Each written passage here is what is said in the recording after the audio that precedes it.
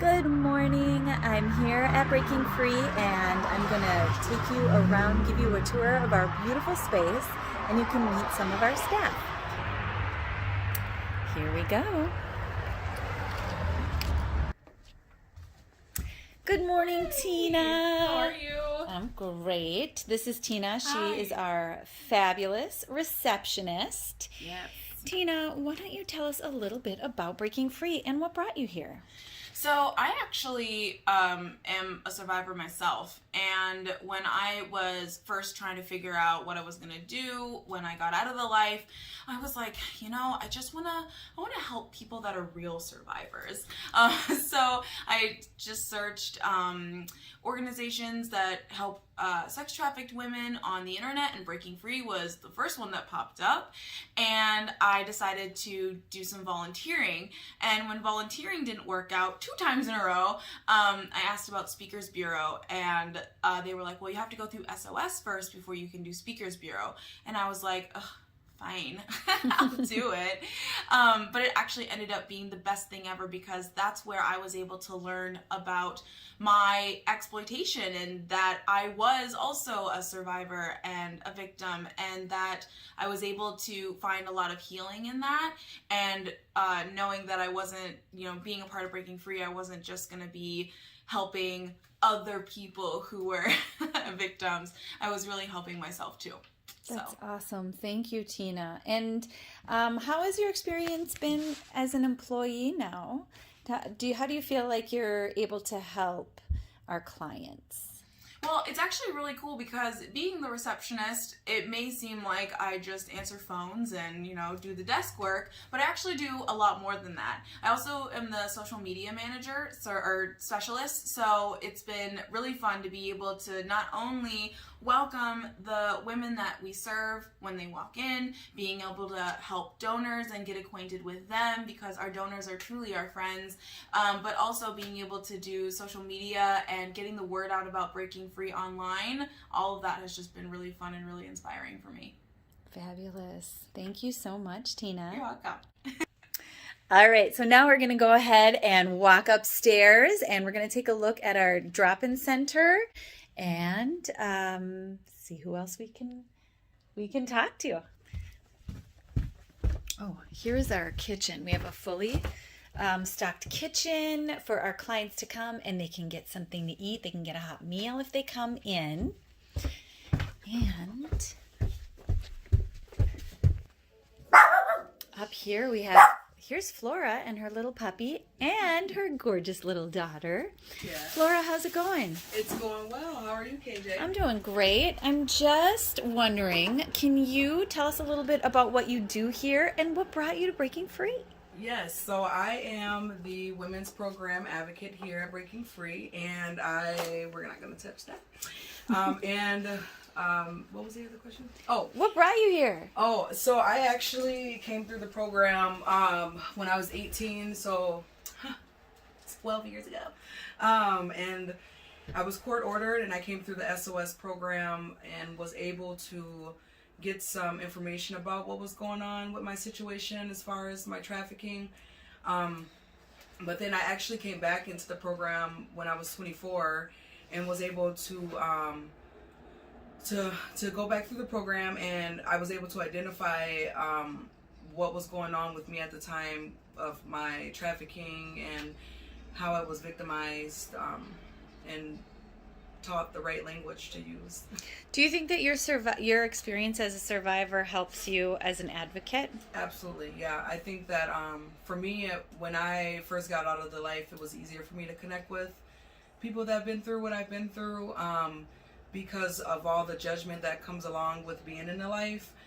It's not a lot of places or people that understand it or are compassionate about it, so it was easier for me to connect with a survivor advocate. And what do you do on a daily basis here?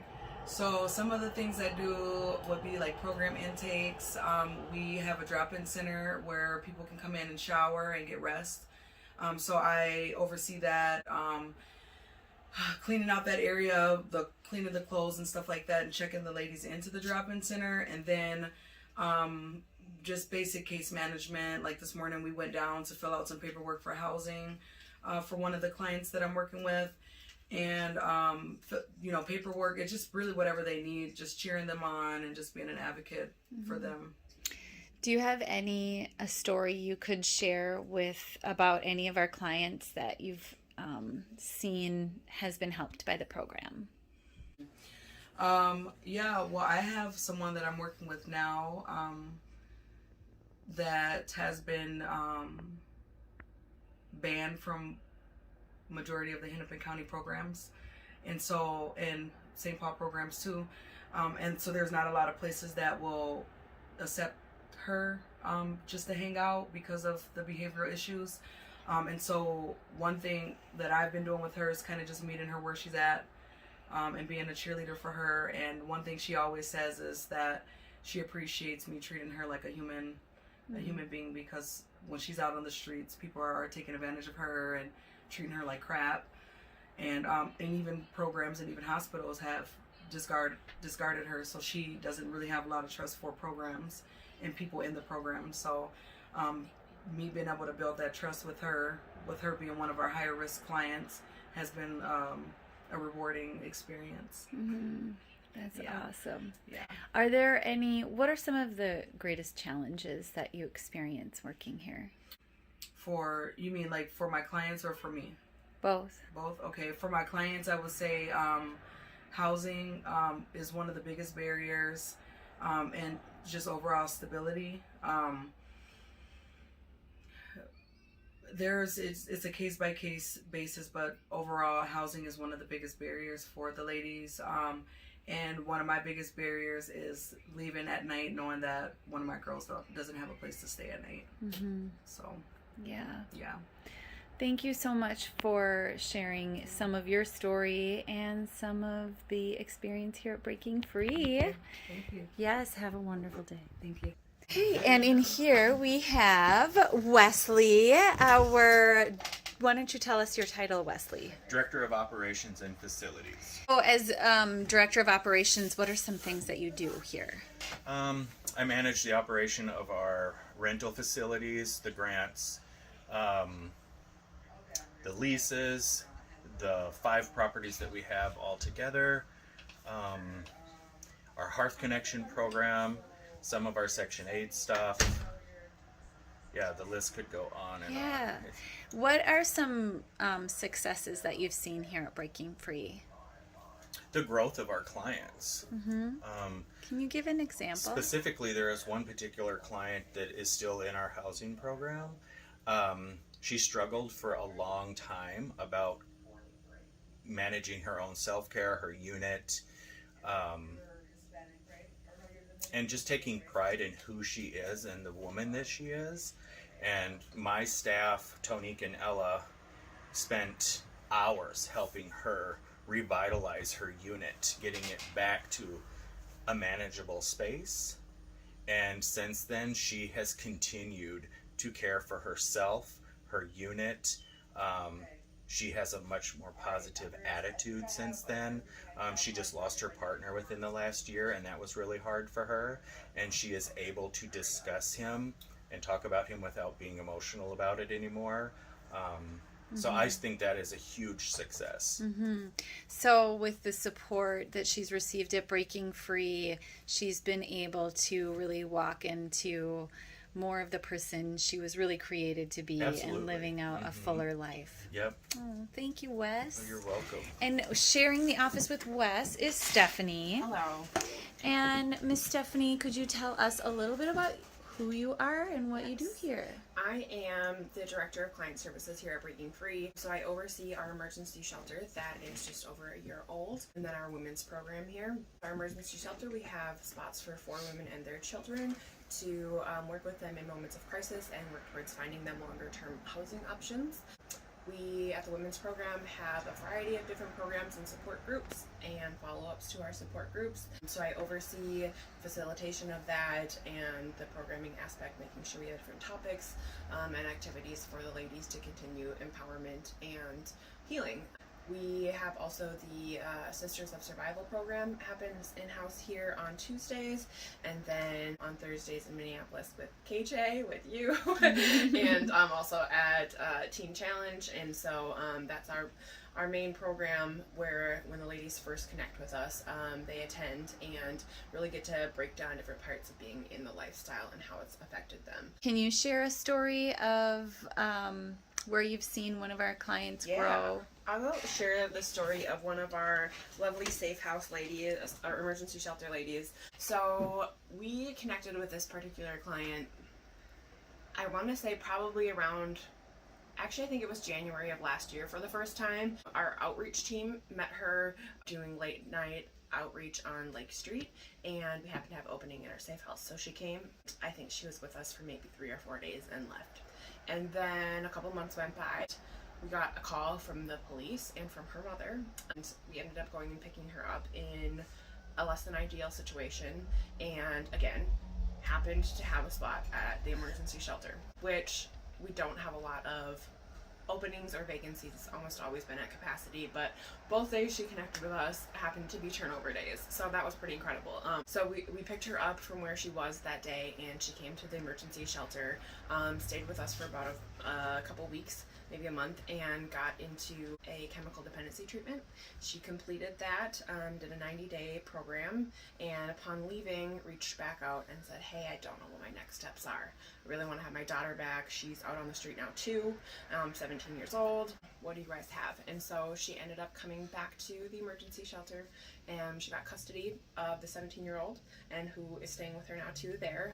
And then just 2 weeks ago, she received a Section 8 voucher through us and is working on fulfilling that. So she has 5 months sober now. When I think back to when I first met her, when she first came to us after that outreach night, and then the second encounter with her, and to look at her now, it's just night and day. I'm so proud of her, and she has been phenomenal to watch. She's put in all of the footwork and sat in a lot of moments of waiting and not knowing what next steps were, and really been patient and embraced the process. So I'm very proud of her. Yeah, she's been a fun success to watch and work with, and yeah. And would you say that without the support of Breaking Free, she may have kind of slipped through the cracks? Or do you think that we were able, because of the services that we provide here, she was able to thrive? Absolutely. I think that I think the chemical dependency treatment that she went to was perfect for her, and she really worked to that program. But I think we filled in a lot of cracks for her that she would have really struggled through otherwise. We were there in a lot of moments of crisis for her, and connected with her in moments where she didn't know where else to turn. So absolutely, I think that we were really essential stepping stones in her journey. And Awesome. Thank you for being so willing to share. Here is the bathroom that women can use to come and take a shower, and actually upstairs is our drop-in center, and I went in there and one of our clients was in there sleeping, and so to protect her privacy, I'm not going to film in the drop-in center right now. Coming back downstairs, this is one of the rooms where we have our Sisters of Survival group. You can see right here, this is our serenity prayer that we pray at the end of every Sisters of Survival group, because we are worthwhile women and we deserve to be loved, respected, accepted, protected, and clean. Downstairs there is also a hygiene room where women can get all of the supplies that they need, whether it's deodorant or shampoo, conditioner, sometimes cleaning supplies. We have a food shelf down there, and we also have a garage with clothing and small household items. So we try to meet them where they are and to provide them with whatever it is that they may need. I hope that this was helpful for you to see what we do here and meet some of our staff. And